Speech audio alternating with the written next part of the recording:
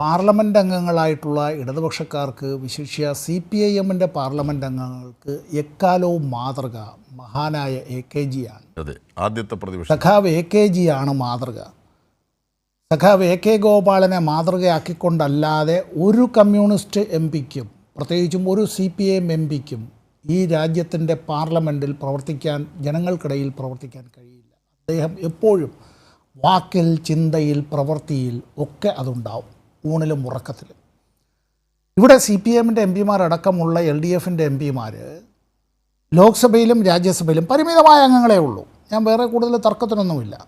അവർ ഉന്നയിച്ചിട്ടുള്ള വിഷയങ്ങൾ ശൂന്യവേളയിലാകട്ടെ, സീറോ ഓവറിൽ, സബ്മിഷനുകളായിട്ടാവട്ടെ, ചോദ്യങ്ങളായിട്ടാവട്ടെ, അല്ല ചിലപ്പോൾ ഈ ഭേദഗതികളായി ബില്ലുകൾക്കുള്ള പല വിധത്തിൽ ഇടപെടാൻ കഴിയും, പല രീതിയിൽ ഭേദഗതികളായിട്ടാവട്ടെ, അതല്ല ചിലപ്പോൾ ചില മറ്റേതെങ്കിലും മോഷൻസായിട്ട് അത്തരത്തിൽ കൊണ്ടുവന്നിട്ട് അങ്ങനെ ഒബ്ജക്ഷൻസും മറ്റു കാര്യങ്ങളുമായിട്ടാവട്ടെ, മന്ത്രിമാർക്ക് നൽകിയിട്ടുള്ള കത്തുകളായിട്ടാവട്ടെ, അവർ പങ്കെടുക്കേണ്ടതായിട്ടുള്ള പാർലമെൻ്ററി സ്റ്റാൻഡിംഗ് കമ്മിറ്റികളിൽ പങ്കെടുത്തുകൊണ്ട് പറഞ്ഞിട്ടുള്ള അഭിപ്രായങ്ങളുടേതാകട്ടെ, അത് സഭയുടെ മേശപ്പുറത്ത് വയ്ക്കുന്നത് വരെ that should be treated as confidential and secret. സഭയുടെ മേശപ്പുറത്ത് വയ്ക്കുമ്പോഴേ നമ്മുടെ ആയിട്ടുള്ള ഒരു പൊതു പബ്ലിക് ഡൊമൈനിൽ വരുന്നുള്ളൂ.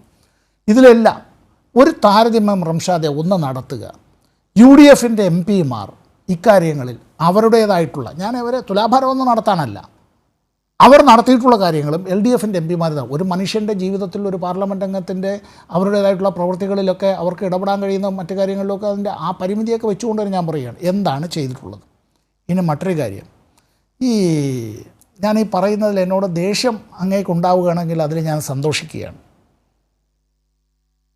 സംയുക്ത പ്രതിപക്ഷ കക്ഷികളുടേതായ UPA എന്നല്ല, പ്രതിപക്ഷത്തിൻ്റെ എല്ലാവരുടെയും സംയുക്തമായിട്ടുള്ള ഉപരാഷ്ട്രപതി സ്ഥാനാർത്ഥിയുടെ പോളിംഗ് ദിവസത്തെ പോളിംഗ് ഏജൻ്റായിരുന്നു ഞാൻ.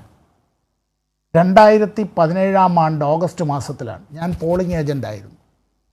എല്ലാ ജോലികളും, ഒരുപക്ഷെ സ്വന്തം ഭവനത്തിൽ അത്തരത്തിൽ അത്യാഹിതങ്ങൾ ഉണ്ടായാൽ പോലും ആ തെരഞ്ഞെടുപ്പിൽ, ശരിയാണ്, ശ്രീ ഗോപാലകൃഷ്ണ ഗാന്ധി അവിടെ തോക്കുമെന്നുള്ളതിനെ സംബന്ധിച്ച് പ്രതിപക്ഷത്തിൻ്റെ എല്ലാവർക്കും അറിയാം. ജയിക്കുന്നത് അപ്പുറത്ത് വെങ്കയ്യ നായിഡു ആയിരിക്കുമെന്ന് BJP-യുടെ എല്ലാവർക്കും അറിയാം. വെങ്കയ്യ നായിഡുവിനെ അങ്ങനെ ഉപരാഷ്ട്രപതി സ്ഥാനാർത്ഥി ആക്കിയത് തന്നെ ഭാവിയിൽ പ്രധാനമന്ത്രി സ്ഥാനത്തേക്ക് ഹിന്ദിയും ഇംഗ്ലീഷും ഉറുദുവും സംസ്കൃതവും തെലുങ്കും കുറച്ച് തമിഴുമെല്ലാം നല്ല വശമുള്ള, നല്ല പ്രസംഗകൻ കൂടിയായിട്ടുള്ള, തൻ്റെ രാഷ്ട്രീയ എതിരാളികളോട് അത്രമാത്രം ആദരവ് പിടിച്ചു പറ്റാൻ ശേഷിയുള്ള ഈ മനുഷ്യൻ പ്രധാനമന്ത്രി സ്ഥാനത്തേക്ക് ഒരു എതിരാളിയായി വരരുത് എന്നുള്ളത് കൊണ്ട് അദ്ദേഹത്തെ വൈസ് പ്രസിഡന്റ് സ്ഥാനത്തേക്ക് കൊണ്ടുവന്ന് അതുവഴി ഒതുക്കി അങ്ങോട്ടേക്ക് പോയതാണ്. പിന്നീട് അദ്ദേഹം രാഷ്ട്രപതി പോലും ആയില്ല. എന്തേ UDF-ൻ്റെ 2 MP-മാർ അന്ന് വോട്ട് ചെയ്യാൻ വന്നില്ല? ഓർമ്മയില്ലേ റംഷാദ് ആരൊക്കെ ആയിരുന്നു എന്ന്? വിമാനം കിട്ടിയില്ലല്ലേ? എവിടെ നിന്ന് വിമാനം കിട്ടിയില്ല? മുംബൈയിൽ നിന്ന് ഡൽഹിയിലേക്ക് വിമാനം കിട്ടിയില്ല അല്ലേ? പലപ്പോഴും പല രീതിയിലുള്ള ഒത്തുതീർപ്പുകൾ, വാണിജ്യ താല്പര്യങ്ങൾ, അത്തരത്തിൽ നിക്ഷിപ്ത താല്പര്യങ്ങൾ പലതുമെല്ലാം ഇത്തരത്തിൽ രാഷ്ട്രീയമായിട്ടുള്ള മേലാളന്മാരുടെ മുമ്പിൽ മുട്ടുവിറയ്ക്കുന്ന നിലയിലേക്ക് എത്തിപ്പോയാൽ ഞാൻ അവരെ മറ്റൊന്നും ഇപ്പോൾ പറയാൻ ആഗ്രഹിക്കുന്നില്ല. ഇതൊക്കെ UDF-ന് സംഭവിച്ചതാണ്. അത് സംഭവിക്കാതിരിക്കട്ടെ എന്ന് മാത്രമേ എനിക്ക് ആശംസിക്കാനുള്ളൂ. തീർച്ചയായും ഈ പോരാട്ടത്തിൽ സഖാവ് ബ്രിട്ടാസ് പറഞ്ഞൊരു കാര്യമാണ്, നമുക്ക് ഒരുമിച്ച് നിൽക്കാം, കേരളത്തിൻ്റെ ആവശ്യമാണ്. ജോൺ ബ്രിട്ടാസ് MP പറഞ്ഞത്, സഖാവ് ബ്രിട്ടാസ് പറഞ്ഞത്, നമുക്ക് ഒരുമിച്ച് നിൽക്കാം, കേരളത്തിൻ്റെ ആവശ്യമാണ്.